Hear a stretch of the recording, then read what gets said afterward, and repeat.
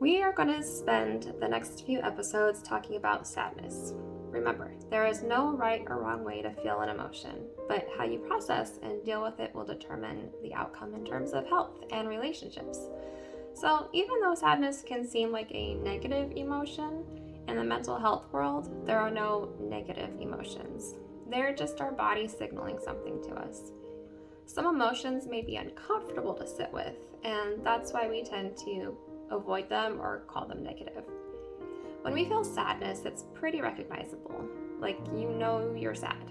Like, if I'm perplexed or confused, I wouldn't immediately think, oh, that means I'm feeling surprise, because some emotions take us a while to sit with before we can figure out what we're feeling.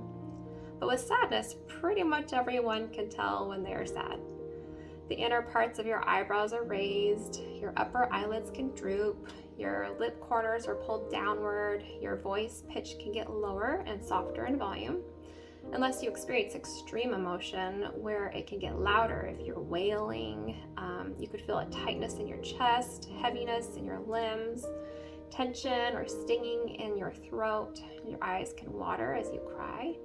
Your body hunches over, and often you'll be lowering your gaze or looking downward.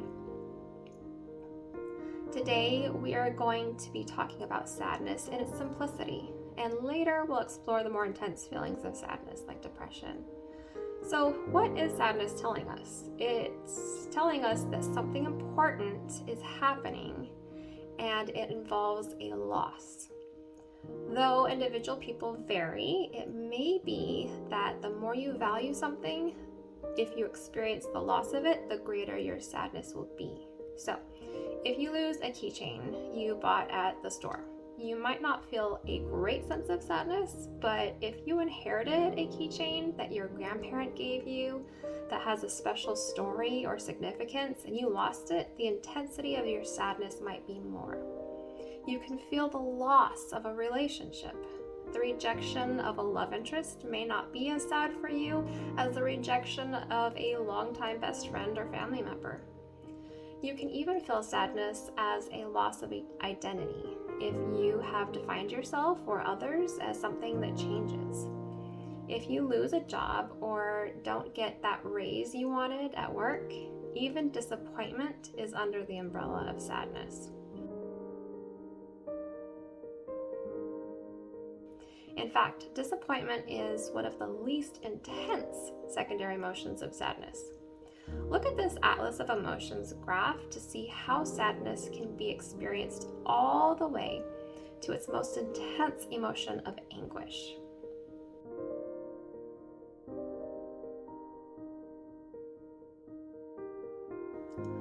When we experience sadness, it is hard to hide this emotion. It may be our body's way of signaling to others that you need help or comfort, whether you intend to or not. Sometimes we need to follow our body's directions in taking some time to recuperate or grieve. The idea is that we know that it's okay to feel sad. It's not something you want to push away or snap out of, no matter how uncomfortable it is. We move through sadness by understanding what is causing it and how we can learn and grow from it. So, how can we cope with sadness? 1, recognize the situation.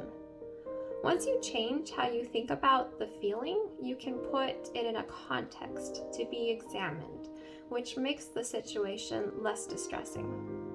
2, be mindful. Mindfulness is flexible and fluid, which is the opposite of rigidity. When we are stubborn and rigid, we want to suppress the emotion or tell ourselves to snap out of it, that we aren't allowed to feel it. We are not open to considering other techniques to regulate our moods. Be aware of your present moment and accept your thoughts, feelings, and interoception, which is the psychological term for listening to your body signaling. Number 3, use the 3 N's. Notice, name, and normalize. Notice your emotion with mindfulness. By using my umbrella chart for sadness, name the specific emotion that you're feeling. By putting a label on it, it is now something you can start to understand. Finally, find a safe person to normalize your sadness. Sadness can grow if it's lonely. When you talk about it with someone else or read up on stories of other people who have experienced loss, it helps you connect with others as you process through the emotion. Number 4, find awe. Awe is defined as, quote, the feeling we get in the presence of something vast that challenges our understanding of the world, end quote. By tapping into a sense of wonder, studies have shown that this can decrease emotional distress. This can look like going for a walk in nature, connecting to your spirituality, looking up at the stars, holding a newborn baby, creating a piece of art, traveling, and more. Number 5, take a break. Sometimes the best thing you can do is self-care. Take some time to decompress, regroup, cool off, and remember you aren't doing this from a place of avoidance.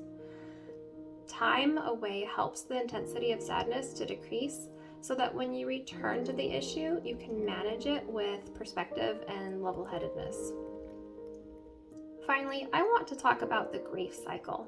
You can experience loss anywhere from losing your car keys to a loved one who passes away. You can even experience loss when you felt lied to or betrayed, either by a person or a system. When you feel loss and sadness, you move through stages of grief. Simply, you'll first go through denial, where you avoid the acceptance of the situation. Next comes anger, where those bottled up emotions start pouring out in your frustration. After bargaining, when you try to find a way out or to change the situation, sometimes we try to make deals with ourselves, others, or a higher power. After none of those work, we move to depression, where we realize that the person or thing we value is really gone, and we feel deep sadness. Lastly, when we are finally able to move past the loss and go on with our lives, we experience acceptance. In other models, there are more than just 5 stages of grief, and in this model, you see there are many specific parts we can experience from the hurt we feel after a loss.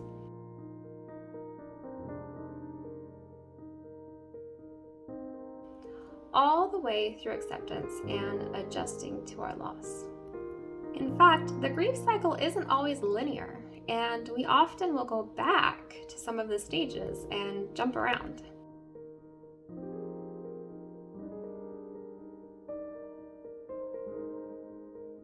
One day I can be in a really good place, feeling hope and affirmation, and the next day I'm back to anger and fear. When I feel that way, I don't push them away. I accept that they are part of my process, and I know myself well enough to know what to do to move through them so I can get to that peaceful state again. This is a spectrum, and we can experience going forward and reversing and jumping around and even feeling more than one at a time. Sadness is a normal part of life, and we as humans will all feel it. It's okay. Find a trusted person to talk to if you feel like your sadness is too much for you to bear. We will talk about the difference between sadness and depression in a later episode. For now, I love you, and I'll see you on another Chia Chat.